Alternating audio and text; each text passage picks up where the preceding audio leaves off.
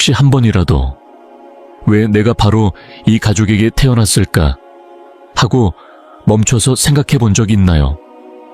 왜 부모님이 다른 사람이 아니라 꼭 그분들이었는지, 왜 그 시간, 그 장소, 그 환경에서 세상에 오게 되었는지 말이죠. 이 질문은 수천 년 동안 사람들의 마음속에서 울려왔습니다. 위대한 철학자들, 신비가들, 사상가들은 모든 사람 마음 깊숙이 있는 이 신비를 오래도록 고민해왔죠. 살면서 한 번도 내가 왜 이곳에서 태어났을까 하고 생각하지 않은 사람은 없습니다. 가족을 자세히 보면 일정한 무늬가 보여요. 세대를 이어 닮아가는 얼굴, 물려받은 습관, 어디서 온 건지 모를 재능, 그리고 대물림되는 문제들까지요. 어떤 집안은 자연스럽게 음악을 잘하고 또 어떤 집안은 사업에 재능이 있죠. 공부한 적이 없어도 언어를 잘하는 사람도 있습니다. 이건 단순한 우연이 아닙니다. 물질만 보는 시각은 모든 게 우연의 결과라고 말합니다. 당신도 그냥 우연히 여러 상황이 겹쳐서 태어난 거라고요. 하지만 삶이 이렇게 복잡하고 정교하게 펼쳐지는 걸 보면 그 설명이 정말 맞을까요? 당신이 존재하기 위해서는 수십억 년 동안 아주 정확한 사건들이 이어져야 했습니다. 역사 속에서 단 한 명의 조상이라도 다른 선택을 했다면 당신은 지금 여기에 없었을 겁니다. 당신이 존재할 확률은 사실 거의 0에 가깝습니다. 그런데도 당신은 존재합니다. 그리고 여기에 더 깊은 이유가 있습니다. 우리는 아주 어린 시절부터 설명하기 어려운 성향이나 취향을 가지고 태어납니다. 아무도 가르치지 않았는데 2살 때부터 그림을 그리는 아이, 아무런 이유 없이 물을 무서워하는 소년, 마치 이미 알고 있던 것처럼 동물을 깊이 아끼는 소녀. 이런 성향은 그냥 생기는 게 아닙니다. 더 큰 무언가의 흔적입니다. 영성에서는 우리가 영원한 영혼이고 잠시 인간으로 살아가고 있다고 말합니다. 그렇다면 지금 이 가족 속에 있는 건 결코 우연이 아닙니다. 그건 당신의 깊은 의식에서 내린 의도적인 선택입니다. 이걸 이해하면 삶을 보는 눈이 완전히 바뀝니다. 더 이상 상황의 희생자처럼 느끼지 않게 되죠.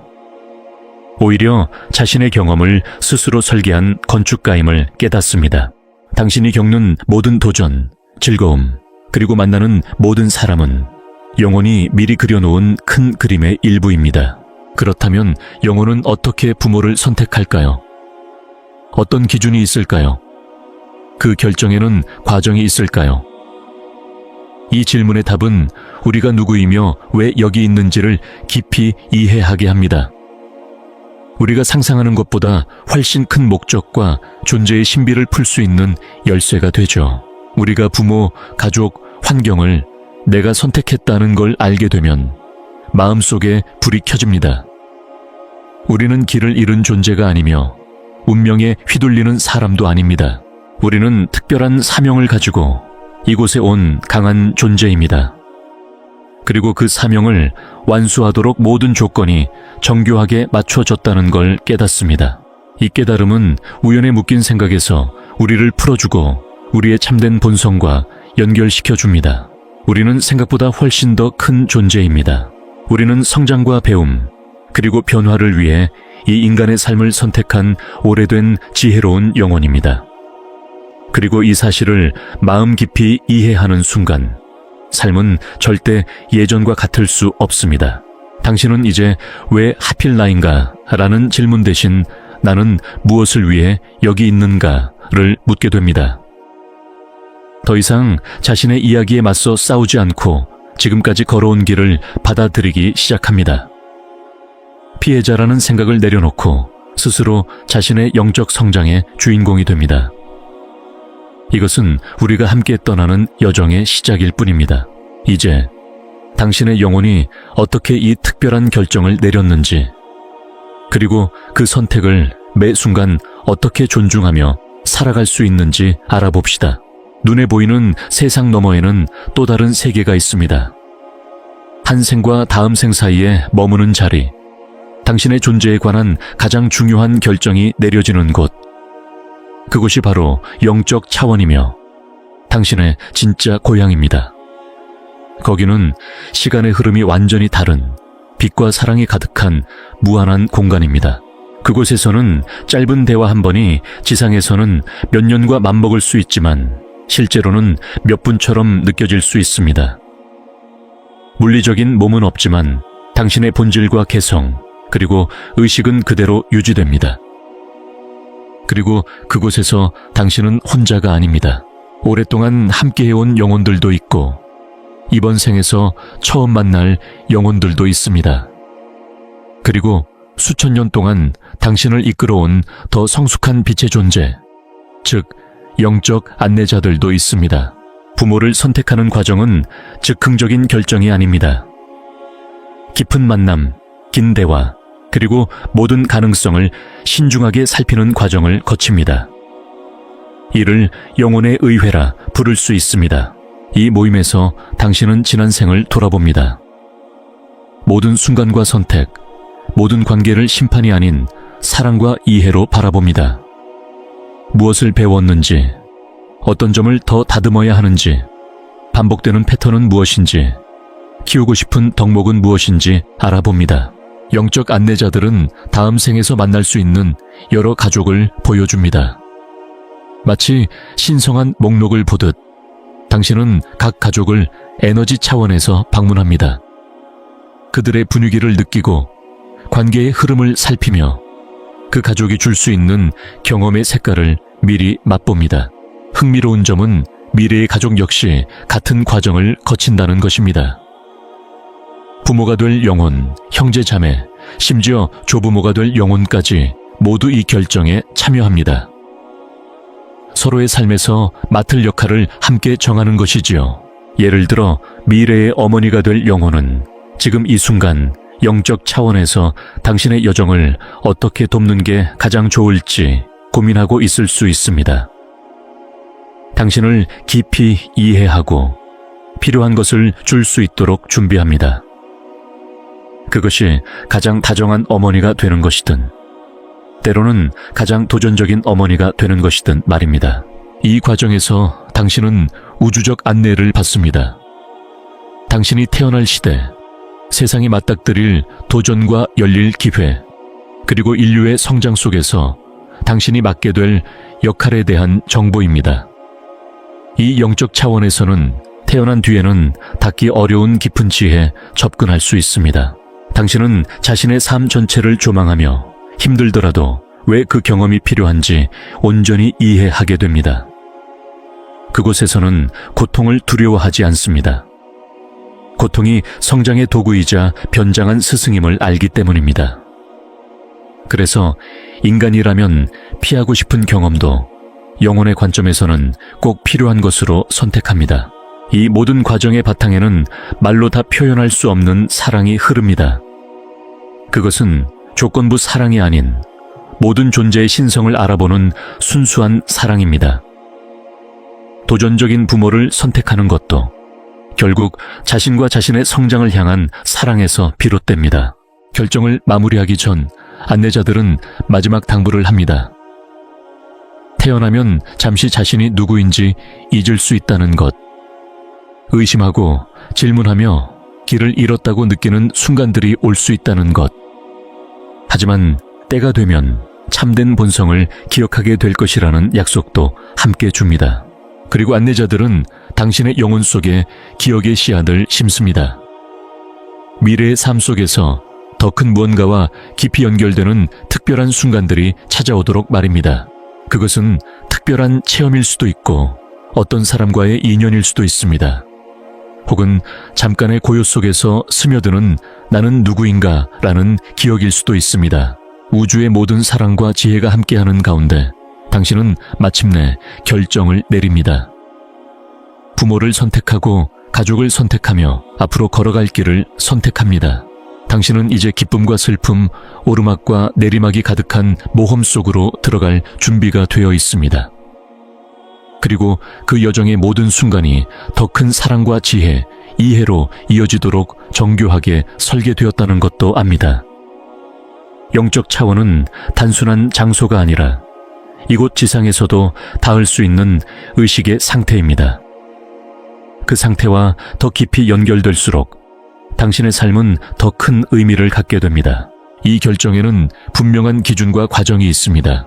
당신이 세상에서 첫 숨을 쉬기 전 영혼은 여러 요소를 꼼꼼하게 살펴봅니다. 첫 번째 기준, 미완의 카르마적 배움. 카르마는 벌이 아니라 배움의 과정입니다.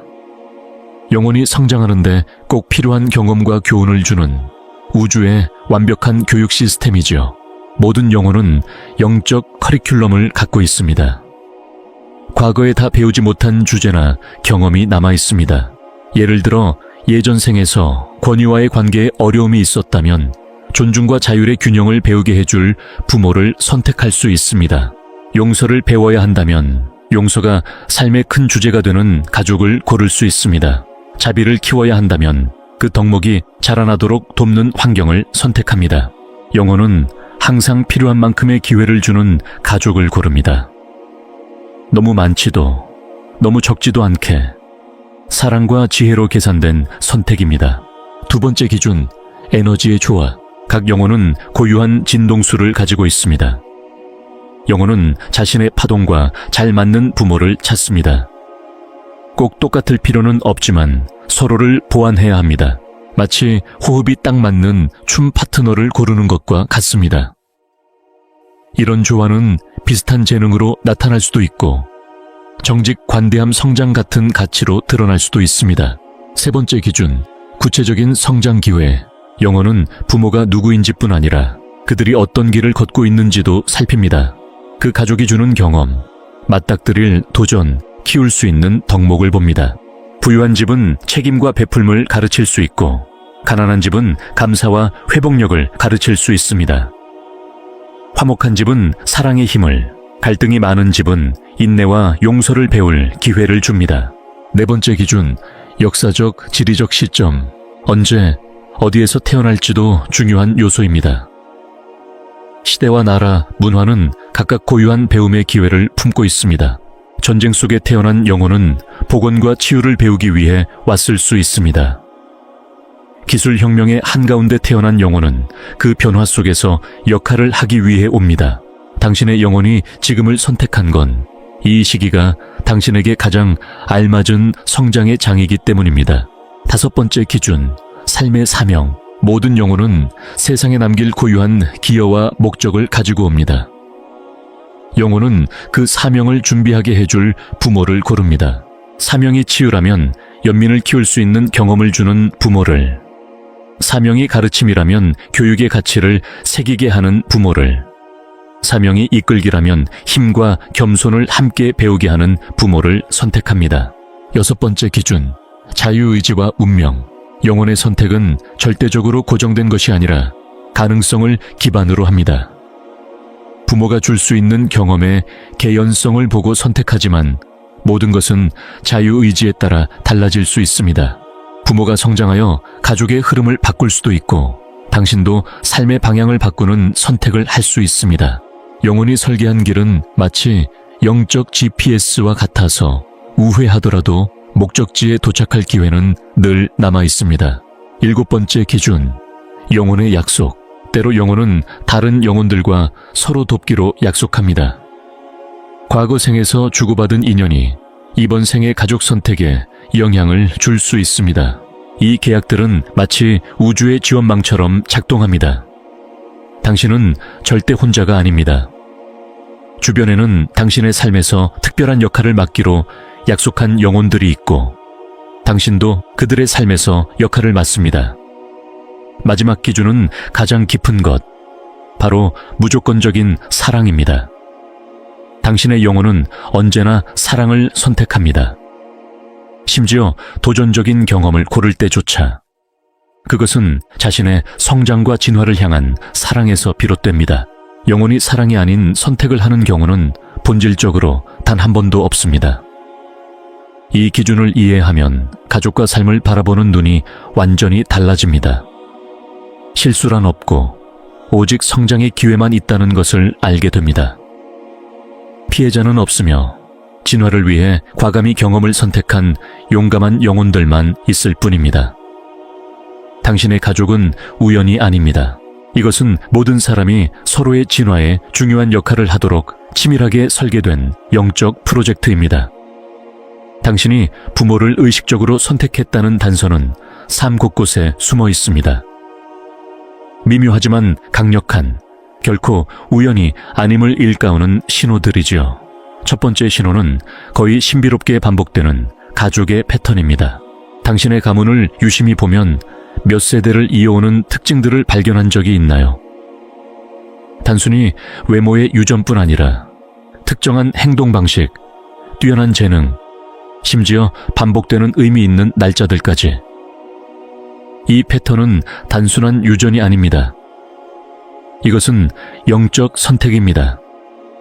영혼은 특정한 에너지를 지닌 가족과 연결됩니다. 그 에너지를 키우거나 다듬기 위해 선택하는 것이죠. 두 번째 신호는 아주 어린 시절부터 드러나는 설명하기 어려운 재능입니다. 교육이나 환경으로 설명할 수 없는, 어디서도 배우지 않은 능력 말입니다. 모차르트는 8살에 첫 교향곡을 작곡했고, 피카소는 글을 읽기 전부터 그림을 그렸습니다. 이런 예들은 특별해 보이지만 사실 우리 모두에게 정도의 차이만 있을 뿐 일어나는 현상입니다. 당신에게도 이성적으로 설명하기 어려운 재능이 있습니다. 사람을 이해하는 타고난 감각일 수도 있고 손재주나 자연과의 특별한 연결감일 수도 있습니다. 이런 재능은 영혼이 다른 경험에서 가져온 영적 수화물이며 바로 이 가족 안에서 발전시키기로 선택한 것입니다. 세 번째 신호는 부모에게 느끼는 즉각적인 친밀감 또는 깊은 갈등입니다. 가족 관계에서 중립은 드뭅니다. 우리는 보통 깊은 연결을 느끼거나 강하게 부딪힙니다. 둘 다 영적 역사와 관련이 있다는 뜻입니다. 부모 중 한 사람과 즉시 유대감을 느낀다면 이는 영적 차원에서 오래전부터 알아왔다는 의미입니다. 반대로 갈등이 있다고 해서 서로를 미워한다는 뜻은 아닙니다. 서로의 성장을 가속하기 위해 도전적인 역할을 맡기로 약속한 것이죠. 네 번째 신호는 반복되는 꿈과 설명하기 힘든 어린 시절의 기억입니다. 어릴 때부터 계속 꾸던 꿈이 있나요? 가본 적 없는 장소가 낯익게 느껴진 적은요? 혹은 어떤 상황에서 이건 전에 겪어봤다는 느낌을 받은 적이 있나요? 이것들은 영혼의 기억이 새어나온 순간들입니다. 영적 세계와 물질, 세계의 경계가 얇아지면 영혼의 기억에 접근할 수 있게 됩니다. 많은 아이들이 전생이나 태어나기 전의 일을 이야기하는 것도 그 때문입니다. 어른들이 대수롭지 않게 넘기지만 그것은 영혼의 실제 기억 조각일 수 있습니다. 다섯 번째 신호는 가족 사이의 동시성입니다. 멀리 떨어져 있어도 같은 시간에 같은 일을 하거나 특정 날짜에 반복되는 사건들, 마치 우주가 연출한 듯한 상황들 말입니다. 이런 동시성은 육체로 태어나기 훨씬 전부터 이어져 온 깊은 에너지적 연결의 증거입니다. 여섯 번째 표지는 가족이 우리에게 주는 명확한 배움입니다. 어린 시절과 사춘기를 돌아보면 가족이 어떤 자질을 키워줬는지, 어떤 도전이 나를 성장하게 했는지, 그리고 가족 안에서 어떤 미덕을 길러야 했는지가 보일 거예요. 가족이 인내를 가르쳐줬다면 내 영혼이 그 자질이 필요하다는 걸 알고 있었기 때문입니다. 독립을 가르쳤다면 스스로를 믿는 힘을 배우길 원했기 때문이고, 용서를 가르쳤다면 그 미덕을 완전히 익힐 필요가 있었기 때문이죠. 일곱 번째 표지는 내 출생을 둘러싼 특별한 우연들입니다. 태어난 날짜와 시간, 그리고 여러 상황들이 영적인 시각으로 보면 거의 우연이 아닐 수 있습니다. 혹시 특별한 가족과 같은 달에 태어났나요? 생일 숫자를 합치면 가족 안에서 반복되는 숫자가 되나요? 역사적으로 중요한 날에 태어났나요? 이런 것들은 단순한 우연이 아니라 영혼이 도착하는 순간까지 세심하게 선택했다는 신호일 수 있습니다. 8번째 표지는 가족 상황에 대해 유난히 강하게 반응하는 감정입니다. 부모의 어떤 행동에 특별히 예민하게 반응하거나 이유를 설명하기 어려운 두려움이나 불안을 느낀 적이 있나요? 이런 강렬한 감정은 대개 그 상황 뒤에 깊은 영적 역사가 있음을 보여줍니다. 내 영혼이 다른 생에서 겪었던 패턴을 알아채거나 태어나기 전에 맺었던 영혼의 약속에 반응하는 경우도 있습니다. 9번째 표지는 가족에 관한 깨어남의 순간입니다. 어느 날 갑자기 부모나 가족의 관계에 대해 깊이 이해하게 되거나 설명할 수 없는 연민과 감사가 솟아오르는 순간이죠. 이런 각성의 순간은 영혼이 잠시 예전의 약속을 떠올리는 때이며 내 선택이라는 더 큰 진실과 이어주는 의식의 번쩍임입니다. 이 표지들을 삶에서 알아보기 시작하면 놀라운 변화가 일어납니다. 상황의 피해자라는 생각이 사라지고 내 영적 이야기의 주인공이라는 감각이 자리 잡게 됩니다. 나는 세상에서 길을 잃은 사람이 아니며 내가 선택한 그 자리에서 영혼이 필요하다고 느꼈던 바로 그 경험을 살고 있는 것입니다. 이 깨달음은 삶을 전혀 다른 시각으로 보게 하고 깊은 평안과 분명한 목적의식을 줍니다. 여기서 많은 사람을 매혹시키면서도 때로는 괴롭게 하는 질문으로 넘어가 봅시다. 왜 어떤 영혼은 고통이나 갈등 혹은 도전의 원인이 될 부모를 선택할까요? 왜 우리는 항상 완벽하고 사랑이 넘치며 조화로운 가족만을 고르지 않을까요? 그 답은 우리의 인간적인 이해를 훨씬 넘어섭니다. 영혼의 차원에서 우리의 영혼은 지상의 안락과 행복을 뛰어넘는 지혜로 움직입니다. 영혼은 가장 큰 변화를 만들고 가장 깊이 성장할 수 있는 순간이 도전을 받을 때, 익숙한 한계를 넘어야 할 때라는 것을 압니다. 자연을 떠올려 보세요.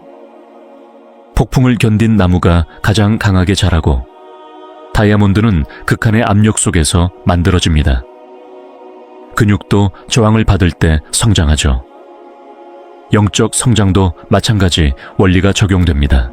영혼이 어려운 부모를 선택할 때 그것은 깊은 사랑과 용기에서 비롯된 결정입니다. 일시적인 고통이 따를 것을 알면서도 빠른 성장을 택하는 것이죠. 하지만 중요한 사실이 하나 있습니다. 영혼은 감당할 수 있는 것 이상의 도전을 결코 고르지 않습니다. 나의 영적 힘을 정확히 알고 내가 이겨낼 수 있는 범위 안에서 선택합니다. 우리는 스스로 생각하는 것보다 훨씬 강인합니다. 이제 영혼이 선택하는 도전적인 부모 유형과 그 안에 담긴 배움을 살펴봅시다.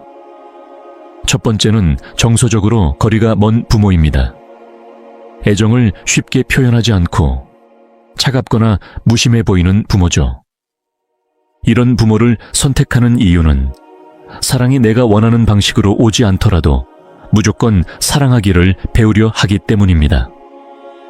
이 과정은 기대 없이 사랑하는 힘, 내 안에서 온전함을 찾는 힘, 외부의 인정 없이도 내 가치를 느끼는 힘을 길러줍니다. 이는 자기 사랑과 정서적 독립에 관한 깊은 배움입니다. 두 번째는 통제적인 부모입니다. 삶의 모든 것을 간섭하고 나만의 개성을 인정하지 않는 경우죠.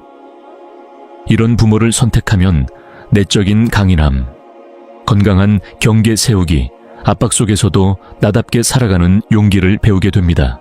세 번째는 중독이나 파괴적인 행동을 가진 부모입니다. 의존 문제로 힘들어하거나 해로운 습관을 가진 부모를 선택할 수도 있습니다. 이 과정에서 우리는 연민을 배우고 사람과 그 사람의 행동을 구분하는 법을 익히며 대물림되는 파괴적인 패턴을 끊는 힘을 얻게 됩니다. 하지만 꼭 기억해야 할 점이 있습니다. 왜 어려운 부모를 선택했는지에 대한 영적인 이해가 그들의 학대나 유해한 행동을 받아들여야 한다는 뜻은 절대 아닙니다. 이것은 상황을 더 높은 시각에서 바라보고 그 안에서 필요한 배움을 얻어내며 내 삶을 위해 건강한 선택을 하라는 의미입니다. 영혼이 부모에게 느끼는 무조건적인 사랑은 모든 것을 그대로 받아들이라는 뜻이 아닙니다. 내 몸과 마음의 안녕을 지키기 위해 건강한 경계를 세우면서도 그들의 영적인 본질을 사랑하라는 뜻이죠. 가장 깊은 배움은 종종 고통의 모습으로 다가옵니다. 한 번도 칭찬해 주지 않았던 아버지는 외부의 인정에 기대지 않고 스스로를 믿도록 가르쳤을 수 있습니다. 지나치게 비판적이었던 어머니는 다른 사람의 평가가 아닌 내면의 가치에 기반한 진정한 자존감을 심어줬을지도 모릅니다. 여기서 중요한 개념이 바로 세대적 패턴을 끊는 것입니다. 영혼은 일부러 파괴적인 패턴이 이어져 온 가족을 선택해 그 흐름을 멈추기 위해 태어날 수 있습니다. 당신은 몇 세대에 걸쳐 이어진 부정적인 순환을 멈추러 온 것입니다. 이 사실을 깨닫는 순간 고통은 목적으로 바뀝니다. 당신은 가족의 희생자가 아니라 영적인 혈통을 치유하러 온 영웅입니다. 자신뿐 아니라 조상 전체의 사슬을 치유하러 온 존재인 것이죠. 세대를 넘어서는 가족 치유는 영혼이 선택할 수 있는 가장 고귀한 과업 중 하나입니다. 내가 내 상처를 치유하면 조상의 상처도 함께 치유되고 미래 세대는 그 상처로부터 보호받게 됩니다. 어려운 부모를 용서하는 데는 엄청난 영적 힘이 있습니다. 여기서 말하는 용서는 수동적인 용서가 아니라 내 성장을 돕기 위해 그들이 맡은 역할을 인정하는 의식적이고 능동적인 용서입니다. 이 용서는 내가 느낀 고통을 지우지도 겪은 어려움을 축소하지도 않습니다. 대신 더 큰 진실과 나를 연결해 줍니다. 우리는 모두 자신의 여정 위에서 각자 할 수 있는 최선을 다하고 있을 뿐입니다. 이 이해에 이르면 기적 같은 변화가 찾아옵니다. 분노는 연민으로, 원망은 감사로, 피해의식은 목적과 힘으로 바뀝니다. 왜 내가 그런 부모를 선택했는지 깨닫게 됩니다. 영혼이 알았던 거죠. 그들이야말로 내가 되어야 할 나가 되기 위해 꼭 필요한 경험을 줄 존재라는 것을. 그들은 나의 가장 중요한 스승이었습니다. 설령 가르침이 거칠었더라도 이 관점은 내가 느낀 고통을 폄하하지 않습니다. 오히려 그 고통에 의미를 부여하고 고통을 지혜로, 상처를 힘으로 바꾸어 나를 피해자에서 영적 여정의 승자로 변화시킵니다. 영혼은 부모만 선택하지 않습니다. 형제자매, 출생 순서, 가족 구성원들 사이의 관계까지 가족 성좌, 전체의 설계에 적극적으로 참여합니다. 가족 안의 모든 사람은 내 영적 성장에 맞춰 독특한 역할을 맡도록 세심하게 배치됩니다. 형제자매의 선택은 특히 흥미로운 주제입니다. 같은 부모와 환경을 공유하지만 전혀 다른 성격과 길을 걷는 형제자매들. 이는 동일한 틀 안에서 여러 영혼이 인간 경험의 다양한 측면을 탐구하는 정교한 영적 실험입니다. 출생 순서 역시 우연이 아닙니다. 장남 장녀는 리더십과 책임감, 개척 정신을 배우기 위해 그 자리를 선택하는 경우가 많습니다. 중간 아이는 외교적 감각과 적응력, 세상에서 자신만의 자리를 찾는 법을 배우기 위해 옵니다. 막내는 창의성과 자발성, 그리고 다른 사람에게서 돌봄을 받는 법을 탐구하기 위해 태어나는 경우가 많습니다. 무엇보다 형제자매는 단순한 여정의 동반자가 아니라 인간관계의 첫 번째 스승입니다. 함께 나누고 경쟁하고 협력하며 충성과 갈등 그리고 화해를 배웁니다. 이 모든 경험이 앞으로 맺게 될 모든 관계의 토대가 됩니다. 형제자매의 관계는 종종 영혼끼리 맺은 계약을 반영합니다. 나를 끊임없이 도전하게 만드는 형제는 인내와 자기 주장을 기르도록 돕기 위해 왔을 수 있습니다. 나와 완전히 다른 성향의 언니나 누나는 세상을 다른 시각으로 바라보게 해주기 위해 태어났을지도 모릅니다. 그리고 유난히 각별한 유대감을 가진 형제 자매는 평생 곁에서 함께 성장하기로 한 소울메이트일 수 있습니다. 형제 자매 사이의 성격 차이를 한번 유심히 살펴보세요. 그 차이는 그냥 생긴 게 아닙니다. 의도된 겁니다. 각 영혼이 인간 경험의 고유한 한 면을 탐구하기로 선택한 결과죠. 어떤 형제는 집안의 예술가, 또 다른 형제는 학구파, 또 다른 이는 모험가일 수 있습니다. 이렇게 모이면 한 가족 안에서 인간 경험의 전 범위를 만들어내게 됩니다. 형제 간의 경쟁도 영적인 관점에서 보면 위장된 성장의 기회입니다.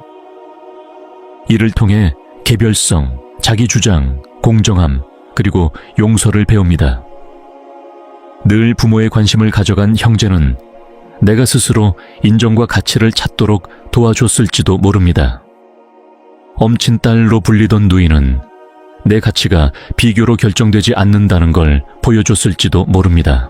가족 성좌는 형제 자매를 넘어 가족 전체가 함께 만들어내는 집단적 에너지까지 포함합니다. 각 가족은 모든 구성원의 영혼이 합쳐져 만들어진 고유한 에너지 서명, 즉 특정한 진동을 지니고 있습니다. 이런 에너지 서명은 내가 어떤 사람이 되는지 깊이 영향을 줍니다. 창의적인 에너지가 강한 가족은 예술가와 혁신가를, 봉사의 에너지가 강한 가족은 치유자와 교사를, 기업가적인 에너지가 강한 가족은 리더와 개척자를 많이 배출하곤 합니다. 영혼은 개별 구성원뿐 아니라 이 집단적 에너지 자체도 선택합니다.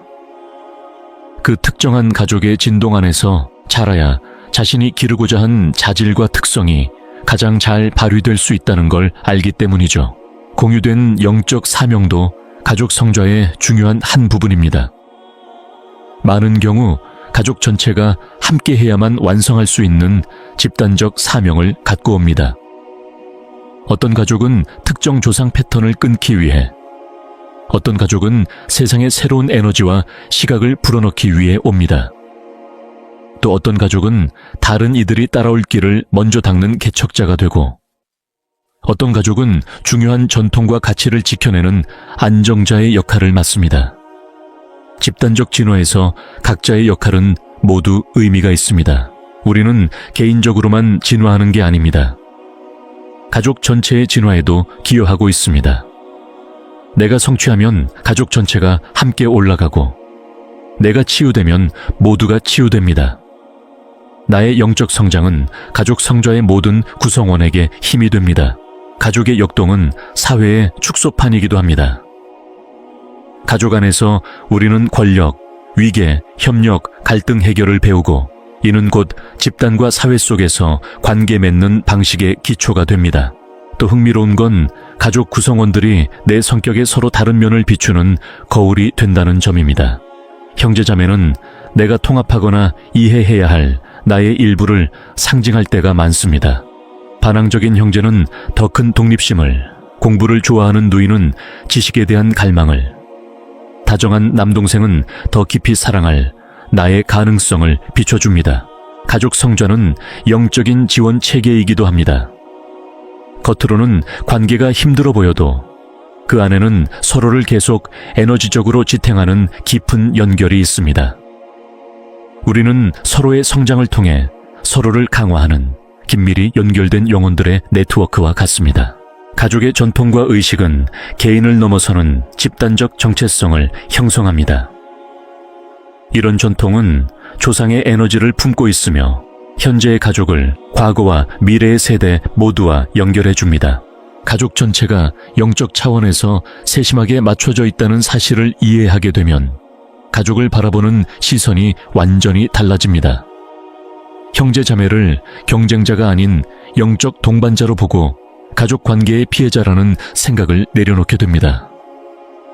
대신 각자가 내 성장에서 맡은 역할을 인정하고 존중하게 되죠. 이 이해는 가족 간의 차이를 더 쉽게 받아들이게 해줍니다. 각자가 자신만의 영적 진화 단계에 있고 고유한 배움을 탐구하며 자신의 사명을 수행하고 있음을 알게 되기 때문입니다. 그래서 각자의 독특한 선택과 길에 대해 인내와 연민, 존중이 생깁니다. 가족 성좌는 신성이 설계한 가장 정교한 장치 중 하나입니다. 여러 영혼이 동시에 성장하며 서로의 진화를 위해 각자 기여하고 개인적 이해를 넘어서는 더 큰 목적을 향해 함께 나아가도록 마련된 장입니다.